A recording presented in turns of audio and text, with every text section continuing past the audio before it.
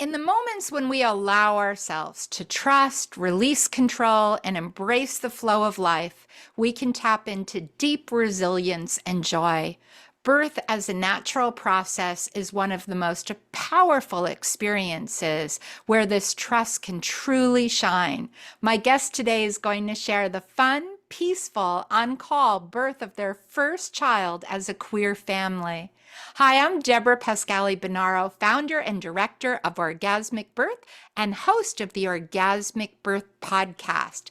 Gowan Batist is a queer Jewish parent, partner, and writer in the wilderness of Northern California.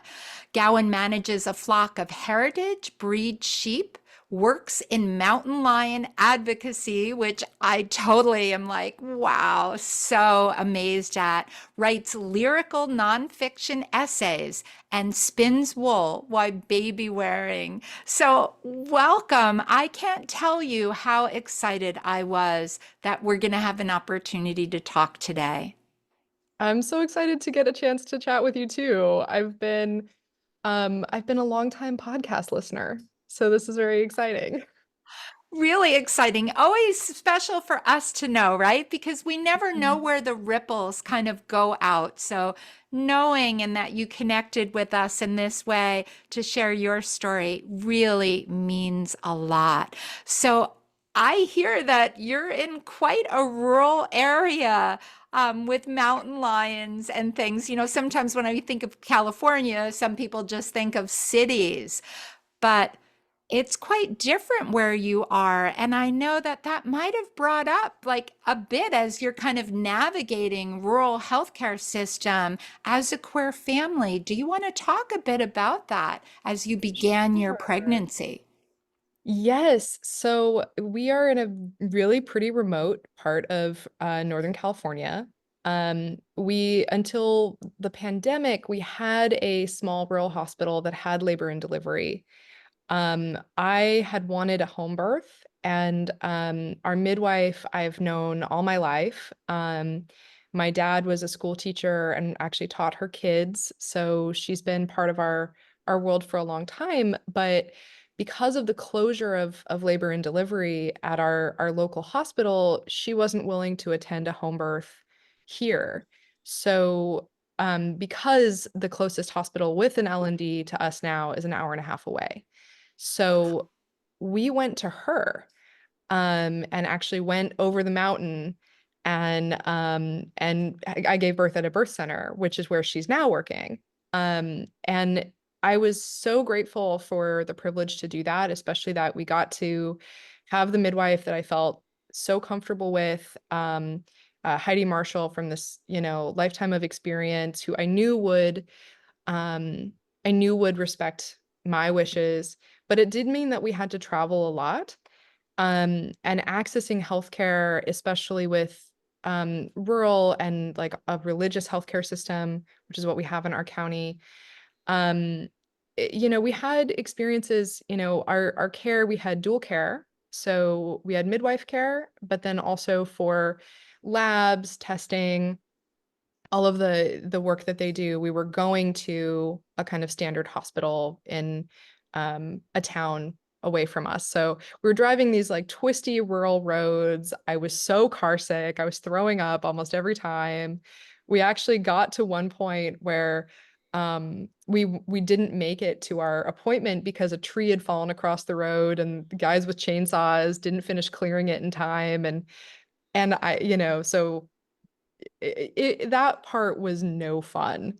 And I think, if we were going to do it over again, I would probably just be in midwife care and simplify things a bit. But we did have some experiences with homophobia, and um, I had a receptionist be like, "Your friend can't come with you back to the appointment. Your friend has to stay in the waiting room." I was like, "Excuse me, like this is my partner. This is also their baby." you know.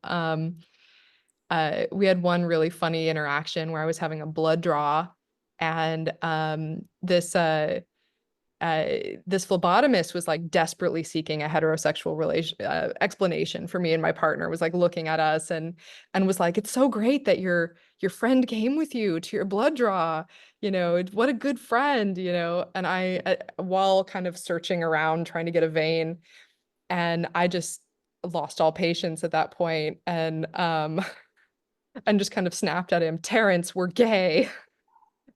um, And so every now and again when things come up that are funny, like that comes up, like something will happen and my partner will be like, Terrence, we're gay, and we have a little laugh about it. But the reality is that, there's structural obstacles, and just the amount of energy it takes to have to explain yourself, define yourself, protect your space, protect your family.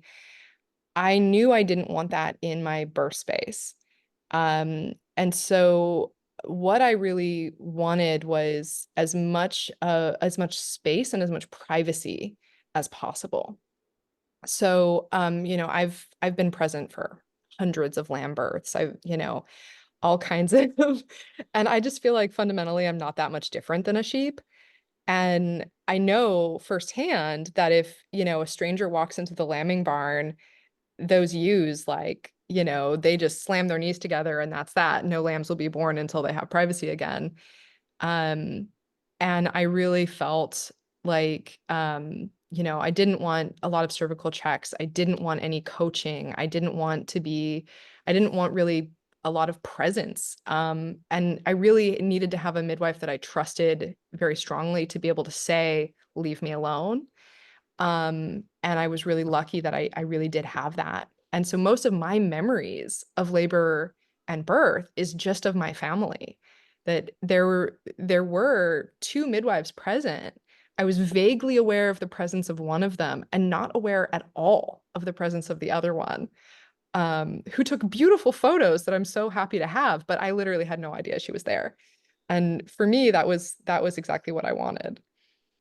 How beautiful. And I just want to honor that I really hear you on the challenges. I think I'm sorry to hear that you weren't seen and heard and honored for who you and your partner are. Um, and I think it's so important. I really appreciate that you're speaking today because I know for many other people, they're not seen or heard either. And we need a healthcare system that honors everyone for who they are and how they want to be seen. I also hear the distance you traveled, and that's like mind-boggling too. Like, did you travel that far in labor? An hour and a half? No, so we rented a little cabin on a friend's ranch that was right down the road from the birth center. And that was a pretty extreme decision to make, but I really have no regrets about being able to have Heidi as our midwife and have the experience that we wanted to have. This is a for sure a trigger warning for some folks, but I had an experience in college with a family member who gave birth too far from a hospital and lost her baby at birth. And so I felt very strongly that I did not want to be traveling on twisty roads with no cell phone service while in labor, and also that I didn't want to try for a home birth knowing that I didn't have a close by hospital to transfer to. That I wanted to be where I was with a midwife I knew and where there was a hospital 2 minutes away. And so that was a worthwhile decision for us, and we were just really lucky that we had the ability to make it happen. I will say that my mother did give birth to me on the same rural coast, and she did do the drive in labor, and she did her whole labor in the car and gave birth to me within 20 minutes of hitting the parking lot at the hospital. And that was a rough experience for her, and I did need to be resuscitated. Um, so we did what made sense to us. Um, and we are far from the only people in this position, and different people make different choices based on their context. Um, but being able to really defend the space that we wanted was really powerful. And for me, I think I did a lot of preparation while in labor. I read a lot of books, including your book.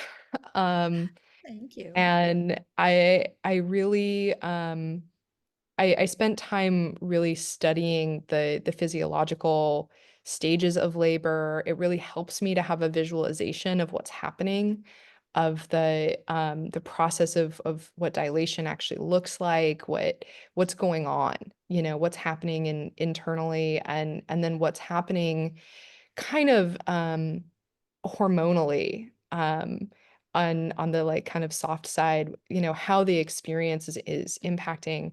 But I also didn't have a lot of pressure on myself about what birth was going to look like. I had several friends who I know are as strong as I am, if not stronger, both physically and mentally, who ended up transferring and having C-sections.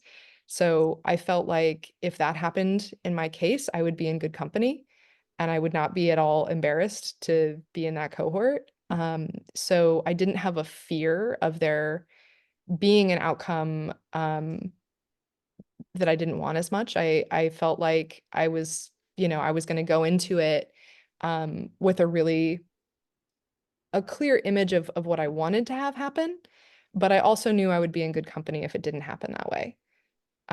So I didn't feel like I had this pressure to perform a perfect birth, you know. Which is Um, so important. So that's good to hear. And what were some of the other things that kind of prepped you overall so that, like, from a really able to work with the sensations of labor? yes. So I one of the things I ran into, which I think I ran into this concept in a hypnobirthing course I was reading, and I didn't end up going a hypnobirthing kind of a route. I ended up sort of just magpieing a bunch of ideas from a lot of different philosophies, but I really loved the idea of up breathing and down breathing through labor, that like breathing up in early labor and really envisioning picking that fundus muscle up and developing it and pulling all the muscle up to the top of the uterus and picturing that and exhaling, inhaling really high up and then a long, a kind of shorter exhale. And then when birth transitioned and my body started pushing to switch the breathing. So instead, a long inhale and a really short, powerful exhale. I kind of imagined exhaling like throwing a javelin, that kind of thing, and envisioning bringing that fundus muscle down with that. And that was really helpful because it gave me a picture of what was happening in my body. And to be honest, it was really exhilarating. It was very fun. It was a great time. And having that having making the decision also that I wasn't going to push. I did a lot of reading about pushing, about purple pushing, about coach pushing, and I was like, I'm not doing that. I'm not doing any of that. That, pushing was involuntary and I was just going to let my body do it. And so making that decision also really helped. So one of the things that I would kind of focus on during a contraction is just do this survey of my whole body and relax every part of my body. Um, During the time that intensity was happening and thinking of it like weightlifting, that it was the sensation that I was feeling, the tightness, it almost feels like kind of like a Charlie horse in your core, that was the feeling of lifting that muscle. And that what I had to do is just not waste any energy by tensing anywhere else. So, I would like soften my hands and not make fists. But then I realized that I could sneakily hide some tension by opening my hand really wide. And so then I had to be like, okay, like, it was really interesting, like having this kind of dialogue with my body where part of my body wanted to tense and then another part, and so then consciously finding those little places where tension was and letting go of them. And in our case, my partner, the father of our baby, spent hours and hours just pouring water over my back in the tub. But I was so internally focused that if you had asked me, I would have said that he'd poured water on my back maybe a dozen times, when in reality it had been hundreds. Um, and then my partner, who's my same-sex partner, was in the tub with me, and I was basically just had my head on their chest and was just focused on floating and just finding tension and letting go of it. But the whole process, like if I had to describe it, if I had to compare it to any other thing, it was the most like whitewater rafting.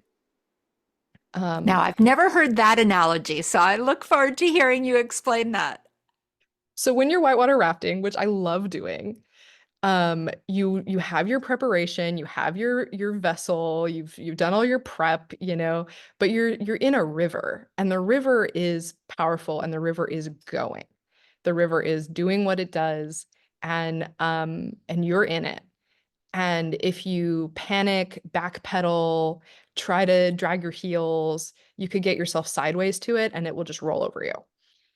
But instead, you could be in your little boat and you could be looking ahead down the river. You can be leaning your weight with it. You can be riding it. You can be going with this incredibly powerful thing. And you actually have a lot of control over what kind of experience you have based on where you're putting your focus and where you're going and how you're leaning with it and into it. And just like whitewater rafting, it's not rapids the whole time. You come out into these flat, calm places, you have a chance to get your breath, and then the next one comes up, but it doesn't come out of nowhere. You can see it coming. You have a chance to plan through how you're going to do it. And just like whitewater rafting, it's really, really fun. And, there are aspects of any intense physical thing that you do, including whitewater rafting, that if you were to isolate them and focus on that part, you could say it was painful. Like bashing your knuckles on, paddles is painful. Straining your muscles to paddle it can be painful. Like you can get cramps, you can get knocked around. That's true, but would you describe the whole experience as a painful experience? Like, personally, I wouldn't. It was like a fun peak experience of using your body in this really intense, all-consuming, powerful way. And there are a lot of sensations that come with that. But, to me, it seems like focusing on the fact that yes, like some of the sensations I would describe as painful, but it wasn't a painful experience. Um, it was a really wild, really fun experience. I have to say, I've never heard that analogy, and I absolutely love it. That was so beautifully said. Like, I felt like I was both on the river with you and in labor. Just Right. so beautiful. And to feel the support that you had around you as well was so special. So I'm wondering, what was the most surprising difference between your idea of giving birth versus the actual experience? So I know you prepared really well, but was it Mhm. exactly what you thought?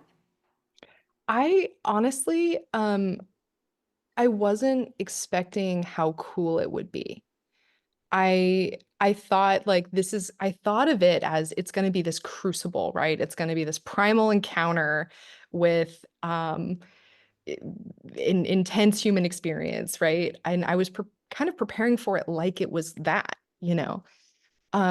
But then there's actually this really funny memory that I have of like being on all fours in the tub and like coming off of the end of this big contraction and just going, this is so cool. And and my midwife laughing and just being like, we don't hear that a lot. Um, but I think that what was working for us was that one of the things that I really learned, and that I feel like I learned experientially, I read about it, I learned it in the literature, and then I really learned it in my body, is that like labor is an oxytocin experience. And I was just absolutely high on oxytocin. I was, really, really flying through it. And for that reason, um, that was how I was contextualizing everything that was happening. And my partner who was in the tub with me said this like absolutely beautiful romantic thing later, which was that during that whole time they were like envisioning themselves as these like riverbanks so that I could like flow through, and that like they were holding that space. And that was so cool because that's what it felt like, really. Um and like that was like such an honor, and like it was like one of the most romantic experiences, that I think that we could have possibly had for our little family, um our little unit. It was a really beautiful time. Um and so in my case, I did test positive for group B strep, and my labor was quite short. It was about 7 hours of active labor. My like early labor had come on really slowly. I'd had a bunch of like prodromal or practice contractions. I'd had some prodromal labor in the evenings for about a week. So when I started having that, the night that I actually, I ended up giving birth the next day, I just thought that's more prodromal labor. I went to bed. I ended up really wanting to be alone. I got up and I was just cuddling with my dog in the in the little cabin. Um, and it was really mellow for the whole night. And then it kicked on really pretty intensely, and about 7 hours of pretty active labor. And really the 10-minute drive to the birth center was for me the least comfortable part. I really didn't like not having the freedom to move. I really didn't like being in the seatbelt. At one point we were at a stoplight that was quite close to the birth center, and I was like, I'm gonna get out and walk. But then when we got there, and I was like wearing like a long t-shirt and my partner's flip-flops, which were way too big for me. And we like walked into the courtyard of the birth center, and I had a big contraction standing upright. So both my partners were like holding me up, and the midwife came around the corner, and my partner said, "We made it. We're at the birth center. You can have the baby." And I was like, "Great. Like let's do that right here, like in the garden." You know. Um, and we have a picture of that exact exchange. Our midwife took a picture when she came around the corner and found us there. And all three of us are just like laughing, we thought it was hilarious. So it was this very almost giddy kind of a state. But I had tested positive for group B strep. So I was supposed to have antibiotics. So I had this fast and furious short labor in the tub, and then my midwife asked me to get out of the tub and get onto the bed so that I could have an IV, so I could have antibiotics. Um, I was quite concerned about anybody trying to help me get up or move me. I felt very protective of like, no, I need to move myself. Like nobody help me, nobody pull me, nobody push me, nobody was trying to do that, but I was like still very insistent, like I'm getting up by myself. But as soon as I got up, our baby was crowning. So I didn't actually make it to the bed. Our baby was born on the hardwood floor between the tub and the bed. And so I was, kneeling on the hardwood floor with one partner, hanging on to them, and then my my other partner like lying on the floor ready to receive the baby from me. And I at one point was like, this really hurts. And the midwife was like, well, yeah, you're crowning and it burns. And I was like, no, my knees.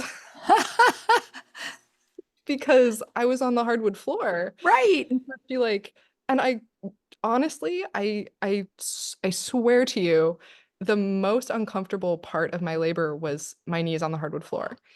And so the midwife was like, oh, and, grabbed a pad and put it under my knees. And I was like, oh, this is great. That was such a huge relief. Um, so what ended up happening is, I had my water had not broken. I had not had a classic big flush of water. We had talked about it a little bit. My midwife had said, well, maybe it's broken in the tub and we didn't see it. That sometimes happens. But the one check that I did consent to, I didn't have any other checks, was my midwife wanted to check. My body had started pushing. She wanted to check to see if there was a cervical lip. She did, and was like, nope, you're ready to go. You're fully effaced, but your water is intact. Do you want me to break it? And the instinctual response that I had was absolutely not. Do not break my water. Um, so the result of that was that my baby was born in Caul. And the experience of transition for me was, it was euphoric. It was a really profoundly religious experience. It was a spiritual experience for me in a way that I had not really expected. It really, like, what came back to me was like, I had this memory of, like, when I was a kid, I used to like play with my toys under my grandparents' kitchen table while they played cards. And it was like this really cozy, like, they'd like, be like clinking their like ice cream bowls and like play, like folding the cards, and I would just be kind of cozy like next to them. And it felt like that, but it felt like I was like under God's kitchen table. Like it was like this very like, I felt very loved and very, very safe. And also like I wasn't super important in the moment. Like I was, and that was a really great, like, I was not expecting that. But that's how I felt. Like that's where my like core brain went. Like that was the space I was in. And it's a really intense sensation. It's a really intense set of sensations. I could feel my baby's feet kicking up at the top of my uterus and like wiggling like down towards freedom. And I had no idea I would be able to feel that. That was very cool. Um, I I had a good friend who had a pretty bad anterior tear, and I don't know if I remembered that exactly or what, but I was like very like I was very intense about counter pressure. I was like, I am not tearing. So like I had my hand pressed really hard against the outside of my vulva, creating that kind of backstop so that, as the baby was coming down, it was not pushing into nothing. I was pushing back. Um, and that felt good. That felt good and that felt secure. I felt supported in that. Although I did actually end up pushing hard enough that I gave myself a couple fingerprint bruises um, on either side of my vulva, which that's the thing that happens. Um, but the process of the decision not to push with muscular effort, but just let the contractions happen, meant that during crowning, my contractions were really short. And the pushes themselves were short. And I had a couple moments of frustration of like, I could just muscle this a little further. I could get this to go further. And deciding not to do that was hard because I was excited. I wanted to see the baby, like we were almost there. And so making the decision to pull back from that and just go with it, um, we did that. And we also had some warm cloths for counter pressure, which felt amazing. I remember really, really clearly the moment that my baby's head was born, because I went from outer space, I was having this psychedelic experience with God and the cosmos. And then all of a sudden, my frontal cortex just clicked back online. I was like, okay, I'm all the way here as a critical thinking being again, And I had my baby's head in my hand, and I could feel the call over his face.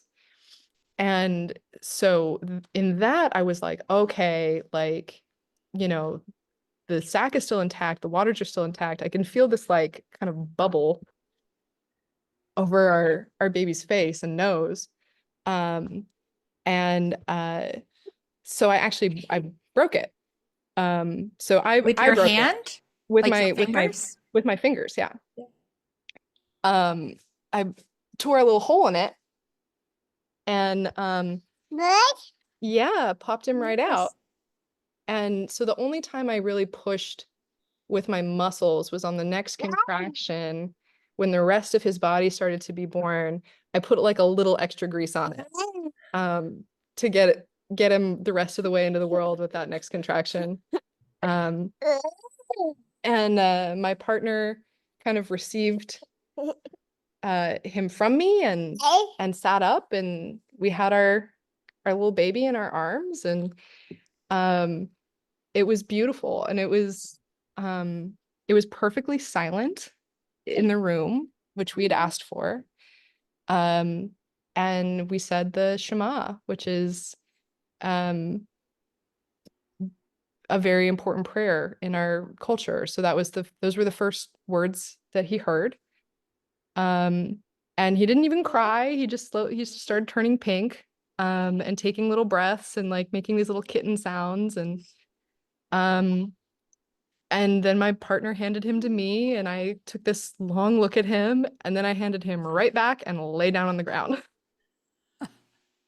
um, because it turned out I was having some blood pressure issues, and I took a little nap on the floor with an oxygen mask for a couple of minutes. Actually still while before delivering the placenta, so we were still sort of leashed to each other by the umbilical cord, and my two partners were holding him right next to me. And that's how our That baby was got. Yeah. What an incredible, powerful, beautiful, sacred story. Like your words can just be felt, I'm sure, by everyone listening, how special this was for you and both your partners, and to bring your baby in on call too. They say that babies that are born in the sac like that are super special, right? They have special gifts, many cultures believe. So, this was so wonderful. I know there's so much more we could talk about. And I know, just so our listeners know, because maybe you'll come back later, you're joining me for a doula workshop coming up, which is incredible that you want to kind of birth this wisdom forward and support others. I mean, So, I had such a great time that I mostly just want to spend more time getting to hang out in that space. It was really fun. And our experience, like I know that I had a lucky time, and there's a lot of factors for that.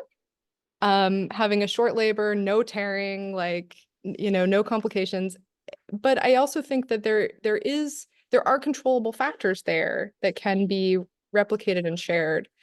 Um, and I would love to be a resource for that, especially for queer folks who I don't think always get included in these discussions. yes.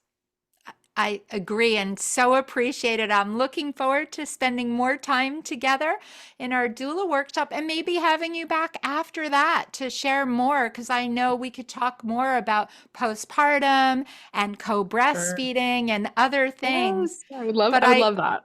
that would be awesome. And I know for today, people are probably saying, how can I reach you and be in touch? Can you share a bit where people can find you and follow you? No.